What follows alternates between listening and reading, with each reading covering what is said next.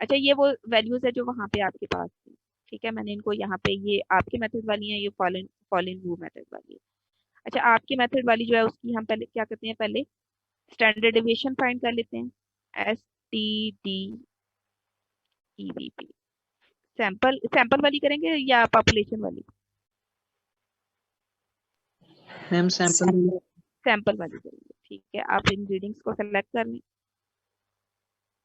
Bracket close करें और enter कर दें, ठीक है। अब आपने क्या करना है, साथ ही इसका यहाँ पे स्क्वायर भी ले लेना है, इक्वल ये वाली वैल्यू आप प्रेस करेंगे जिसका आपने स्क्वायर लेना है, और अपने कीबोर्ड से स्टेरिक स्टार जो है, जो 8 के ऊपर होता है, आपने वो वाला ले लेना है, उसको प्रेस करना है और इसी बॉक्स को दोबारा सिलेक्ट कर लेना है, एंटर। ये आपके पास स्क्वायर आ गया, समझ आ गई? जी मैम।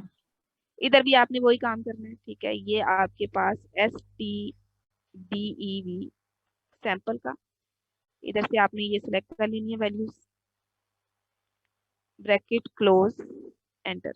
नीचे उसका उसी तरीके से स्क्वायर ले लेना है जैसे वहां पे लिया, इक्वल, इसको सिलेक्ट किया, स्टार, और दोबारा से इसी को सिलेक्ट किया, ये आपके पास इसका स्क्वायर आ गया, ठीक है। अब आपको चाहिए एफ। एफ में आपने कहा था फार्मूला ये है कि आपके पास जो S1 स्क्वायर है आपने उसको S2 स्क्वायर पे डिवाइड करना, यही कहा था, यस मैम। ठीक है। तो S1 स्क्वायर भी आपके पास आ गया है और S2 स्क्वायर भी आपके पास आ गया है, ठीक है। दोनों को डिवाइड कर सकते हैं आप, जी मैम। ठीक है। S1 स्क्वायर ले लें, slash divided by S2 square, enter. 1.76 आ गया आपके पास, जी मैम। नजर आ रहा है? अब आपने क्या करना है, यस। ये चेक करने के लिए कि ये 1.76 आपके लिए एक्सेप्टेबल है या नहीं, आपने क्या करना है, ठीक है। आपके पास एक, जैसे आप लॉग वाले क्वेश्चन करते थे 10th क्लास में, तो आपको पता होगा कि आपके पास एक लॉग बुक भी होती है, ठीक है, जिसमें लॉग की डिफरेंट वैल्यूज अवेलेबल होती है, देखिए कभी लॉग बुक। जी मैम। उसी तरह आपके पास ना एफ टेस्ट के लिए एक एफ टेबल होता है इस तरह का, जिसके अंदर ये कुछ फिक्स्ड वैल्यूज जो होती हैं वो आपको दी हुई होती है, ठीक है। अब ये जो है ये आपके पास वेरिएंस 1 है, ठीक है, वेरिएंस ऑफ फर्स्ट ग्रुप है, ठीक है, जिसको आपने S1 स्क्वायर कहा था। ये वेरिएंस ऑफ सेकंड ग्रुप है, जिसको आपने S2 स्क्वायर कहा था। अब आपने करना क्या है कि अपने उस रीडिंग्स के ऊपर वापस जाएं उधर, तो देखें इसको हमने, इसकी वेरिएंस जो है उसको हमने क्या कहा था, ये आपकी वेरिएंस 1 है ना, yes S one ma'am. Square, और ये वेरिएंस 2 है। S1 में आपने डिग्रीज ऑफ फ्रीडम फाइंड कर, अच्छा डिग्री ऑफ फ्रीडम भी यहाँ पे मैं आपको साथ में बता देती हूँ क्या चीज है।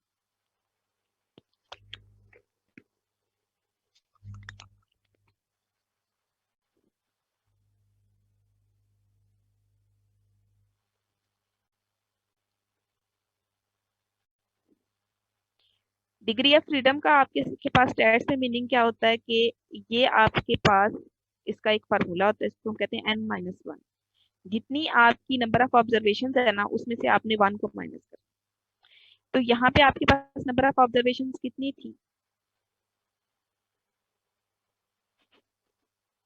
7, ठीक है। तो इसकी अगर मैं वेरिएंस फाइंड करती हूँ तो वो होगी 7 - 1, ठीक है। क्या आंसर आएगा? 6।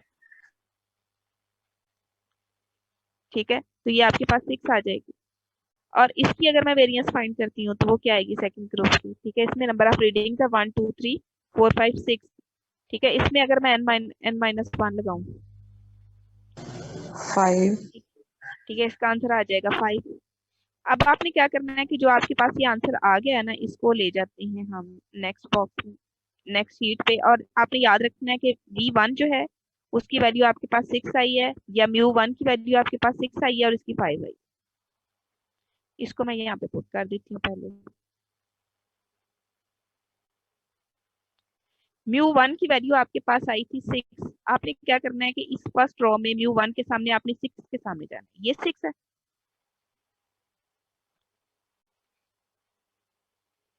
आपका यस रिक्वायर्ड मैम। बॉक्स ये है, ठीक है। म्यू 2 में आपने 5 की तरफ जाना है, 5 ये है, क्योंकि उधर आपके पास N-1 की वैल्यू 6 थी और इधर 5 आ गई। आ गई दोनों वैल्यूज? ठीक है, इनकी समझ आ गई कैसे सिलेक्ट की है। Yes. अब आपने क्या करना है Yes. कि इन दोनों को, इसको डाउनवर्ड और इसको जो है वो हॉरिजेंटली आपने मूव करके देखना है कि ये किस पॉइंट पे जाके मीट करते हैं।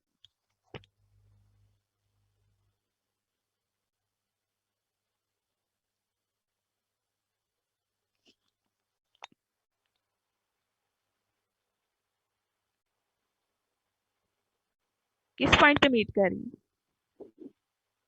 4.95. 4.95 पे। अब आपने ये देखना है कि ये जो आपका आंसर आया था एफ का, ये 4.95 से ग्रेटर है या स्मॉलर? Smaller. Smaller. ठीक है, ये इससे स्मॉलर है। ठीक है, अगर आपका ये आंसर इससे स्मॉलर आता है, अगर आपका ये आंसर इससे स्मॉलर आता है, ठीक है, तो इसका मतलब ये है कि आपने जो दोनों मेथड यूज किए हैं उनके दरमियान में क्लोज रिलेशनशिप। आपका आंसर, ठीक है, उस आपके आंसर की वैलिडिटी या एक्यूरेसी क्या है कि उसका आंसर इस आंसर से कम आना चाहिए। यहाँ पे तो आपने दो फ्रीक्वेंसीज को मैच किया तो ये आया ना। ठीक है, आप जो भी फ्रीक्वेंसी मैच करें, आपका ये यहाँ पे फ्रीक्वेंसी मैच हो, यहाँ पे मैच हो, जहाँ पे भी मैच हो, ये चीज उससे छोटी होनी चाहिए।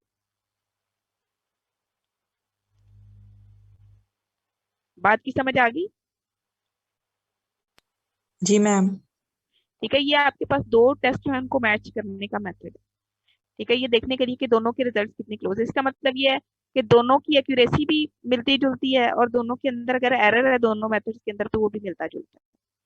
ठीक है, इसलिए आप दोनों के रिजल्ट्स को एक्सेप्ट कर सकते हैं। ऐसा नहीं है कि किसी एक के रिजल्ट ज्यादा वैलिड है और दूसरे के कम है, दोनों के इक्वल वैलिडिटी जो है दोनों के रिजल्ट्स के अंदर मौजूद है। ठीक है, यानी दोनों के रिजल्ट्स जो है उनके अंदर थोड़ा ही फर्क है। बात की समझ आ गई? जी मैम। अच्छा, इसी चीज को डिटरमिन करने का आपके पास एक डायरेक्ट मेथड भी है। इतने लंबे स्टेप से कि पहले आप जो है वो स्टैंडर्ड डेविएशन लें, फिर आप एक का स्क्वायर लें, फिर दूसरे का स्क्वायर लें। इसके बजाय आपके पास एक डायरेक्ट मेथड भी है, वो भी मैं आपको बता देती हूँ। आप एक और तरीके से सिंगल स्टेप में आप टेस्ट फाइंड कर सकते हैं। ठीक है, ये वाले दोनों मैं वहां पे ले जाती हूँ।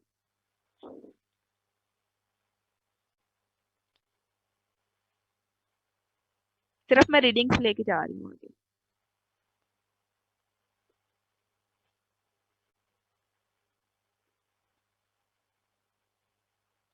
नजर आ रही है रीडिंग्स?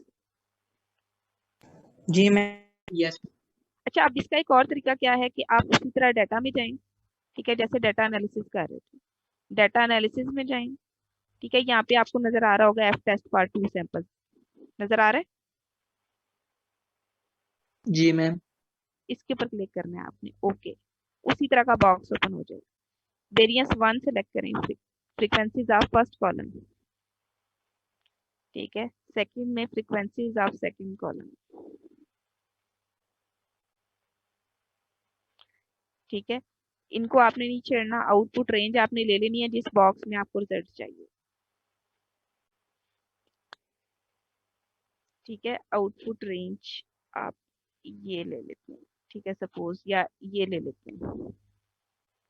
ठीक है, और यहाँ पे आपने आउटपुट रेंज भी सेलेक्ट कर ली, फिर आपने जो है वो न्यू वर्कबुक भी कर सकते हैं आप। ठीक है, इधर से ओके कर दें।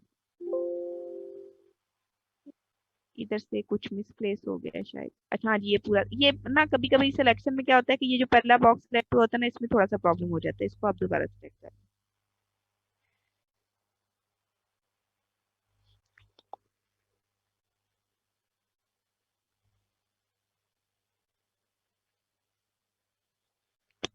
ठीक है, हो गया।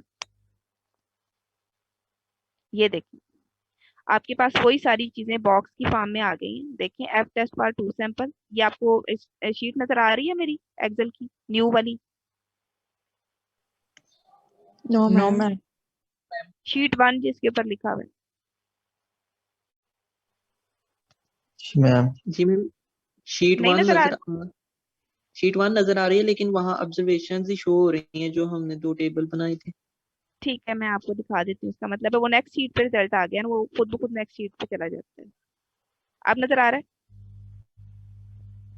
यस जी मैम। मैम। वहां पे जो मैंने कमांड दी थी ना, उसके रिजल्ट में ये बॉक्स खुद ब खुद आ गया। ठीक है, अब इसमें आप देखें फर्स्ट की वेरिएंस भी आपके पास मीन भी खुद ब खुद आ गया। वेरिएंस भी खुद ब खुद, यानी S1 का स्क्वायर जो वहां पे आपने कैलकुलेट करके निकाला था 8.23 और 4.66, वो भी आपके पास खुद ही आ गया। अब नंबर ऑफ ऑब्जर्वेशन फर्स्ट में कितनी थी वो भी आ गई, कितनी सेकंड ग्रुप में कितनी थी वो भी आ गई। जो आपका फाइनल आंसर आया था 1.76, दोनों को डिवाइड करने के बाद वो भी खुद ब खुद आ गया। और ये भी आ गया है कि आपका जो आंसर है उससे ग्रेटर है या स्मॉलर है, आप इसको एक्सेप्ट कर सकते हैं या नहीं।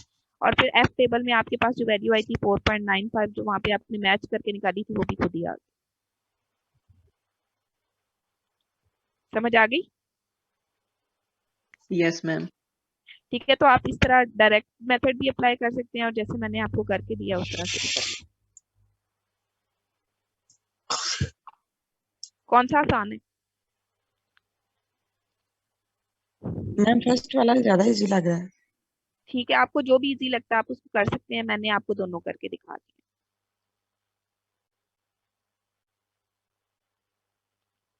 ठीक है, दोनों सीख लें तो और भी अच्छी बात है।